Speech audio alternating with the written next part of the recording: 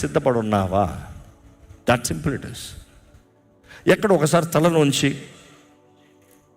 తలలోంచి ఈరోజు దేవుడు నిన్ను అంగీకరిస్తున్నాడా మిమ్మల్ని మీరు ప్రశ్నించుకోండి. దయచేసి తలలోంచితో మీరు దేవుని ముందు మిమ్మల్ని మీరు సమర్పించుకుని దేవుడు నీతో మాట్లాడుతున్నాడని నీకు గ్రహిస్తావు. ఒకసారి తలలోంచి కళ్ళు మూసుకుని ఈరోజు దేవుడు నిన్ను అంగీకరిస్తున్నాడా? ఆయన సన్నిధిలోకి నీవు అంగీకరించబడుతున్నావా? ఆయన సన్నిధిలోకి నువ్వు అంగీకరించబడుతున్నావా? ఈరోజు దేవుడు నిన్ను కోరుతున్నాడా? ఈరోజు దేవుడు నిన్ను చూసి సంతోషపడుతున్నాడా? ఈరోజు దేవుడు నీ పక్షాన ఉన్నాడా? ఈరోజు దేవుడు నీ పక్షాన ఉన్నాడా? మీ జవాబు ఏంటి?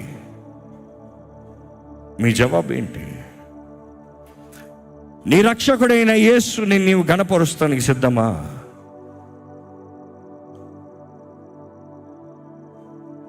దేవుని గణపరుస్తానికి సిద్ధమా? ఈరోజు దేవుని రక్తం ద్వారా కడగబడ్డావా? ఎక్కడ అడగండి మరొకసారి, దేవా నీ రక్తంతో నన్ను కడిగేయ్యా, నీ రక్తంతో నన్ను నూతనపరిచయ్యా, నీ రక్తంతో నన్ను పరిశుద్ధపరచు ప్రభా, నీ రక్తంలో నన్ను నూతనపరిచి నీ అభిషేకం నాకు దయచేయ్యా, నీ మహిమ నాకు దయచేయ్యా, నీ సహాయము నాకు దయచేయ్యా. ఈరోజు మన నీతి కాదు, నీ క్రియల బట్టి కాదు, యేసునందు నువ్వు ఉంచిన విశ్వాసమును బట్టి, యేసు రక్తంలో నువ్వు కడగబడిన వ్యక్తివైతే తండ్రి ద్వారా నువ్వు అంగీకరించబడిన వ్యక్తివి.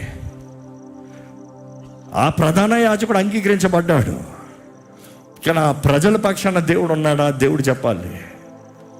ఈరోజు యేసు అంగీకరించబడ్డాడు. ఆయన నామం అన్ని నామముల కన్నా పై నామంగా హెచ్చబడింది.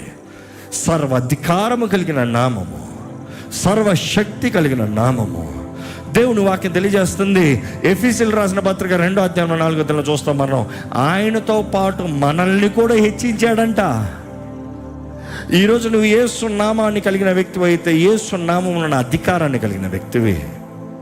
నువ్వు యేసుని కలిగిన వ్యక్తివి అయితే, నువ్వు యేసుతో ఐక్యపరచబడిన వ్యక్తివి అయితే, ఆయన దేహము నీ దేహము, నీ దేహము ఆయన దేహము, ఆయన రక్తము నీలో ఉందంటే, ఆ రక్త ప్రోక్షణ ద్వారా నువ్వు పరిశుద్ధపరచబడ్డావంటే యు ఆర్ రైచియస్. లేదు, నువ్వు ఆయన రక్తంలో కడగబడి మరలా లోకంలో పాపంలో స్వార్థానికి వెళ్ళావంటే దేవుని ద్వారా అంగీకరించబడలే. కానీ ఈరోజు ఈ పండుగ రోజున మనం జ్ఞాపకం చేసుకోవచ్చు.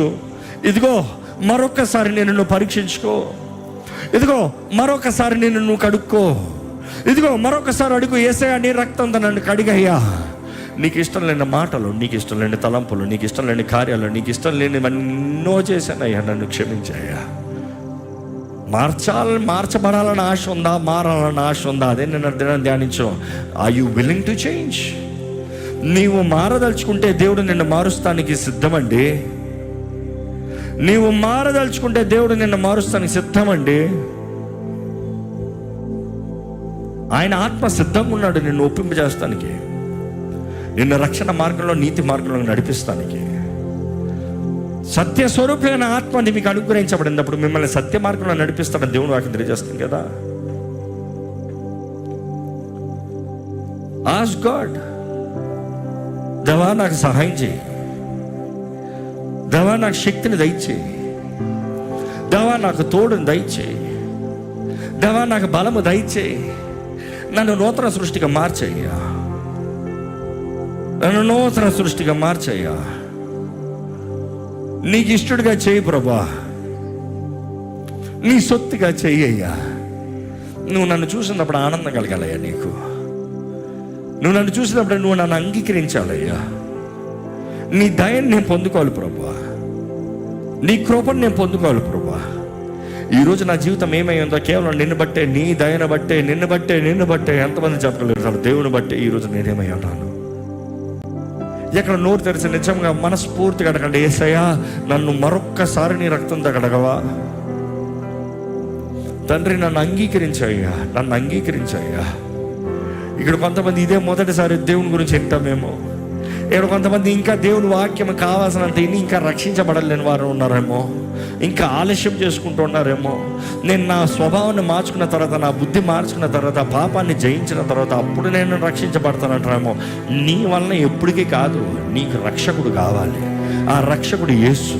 నీవు ఆయన చేతిలో సమర్పించుకునే ఆత్మ సహాయం అడిగితే, ఆత్మ సహాయము, దేవుడి ఆత్మ శక్తి మూలముగా, దేవుని ఆత్మ అభిషేకం ద్వారంగా ప్రతి బంధకాలు సంపూర్ణంగా తెప్పబడతాయి. దేవుడు నీ జీవితంలో జయమిచ్చే దేవుడు అండి.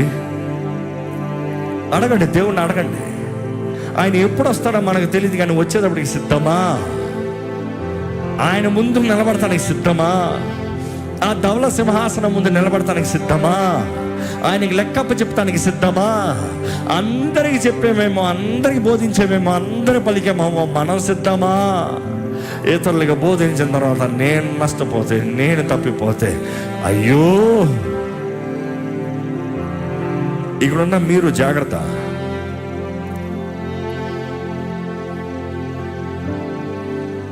అడగండి, పరిశుద్ధాత్ముడా నాకు నీ సహాయం కావాలయ్యా. దేవుడు ముందే నిర్ణయించాడండి, ఆ పరిశుద్ధాత్ముడిని నీకు అనుగ్రహించాలని. ఆ పరిశుద్ధాత్ముడు లేకపోతే నువ్వు బ్రతకలేవండి.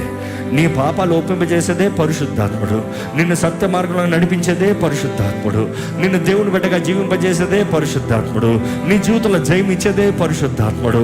ఆ ఆత్మే నీకు వరములు తన చిత్త ప్రకారం ఇస్తాడంట. ఆ ఆత్మ ద్వారానే నువ్వు ఫలిస్తావంట. నువ్వు ఫలించకపోతే దేవునికి అంగీకారం కాదంట. అంగీకారం కాకపోతే ఏమవుతుందో మన స్థితి, మన గతి.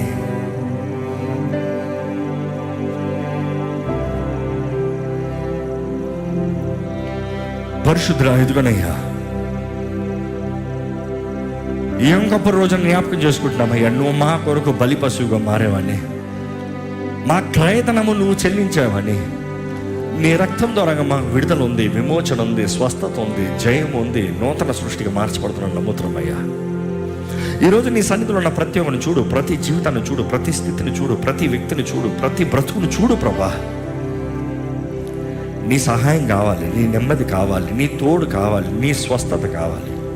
ఇక్కడ ప్రతి జీవితంలో విడుదల కావాలయ్యా. నీ ద్వారా అంగీకరించబడే వరకు మమ్మల్ని చెయ్యి, మమ్మల్ని బలపరచయ్యా. ఈ గుంటూరు మీటింగ్స్లో అడుగు పెట్టిన ప్రతి ఒక్కరిని చూడు, ఈ లైవ్లో వీక్షిస్తున్న ప్రతి ఒక్కరిని చూడు దేవా. ప్రతి ఒక్కరిని నువ్వు మొట్టమని వేడుకుంటున్నానయ్యా. నీ ఆత్మ ద్వారా దర్శించమని వేడుకుంటున్నానయ్యా. నీలో ఉన్న సమాధానం ఇక్కడ ఉన్న ప్రతి ఒక్కరికి నజరేయుడైన యేసు నామములో అనుగ్రహించబడును గాక.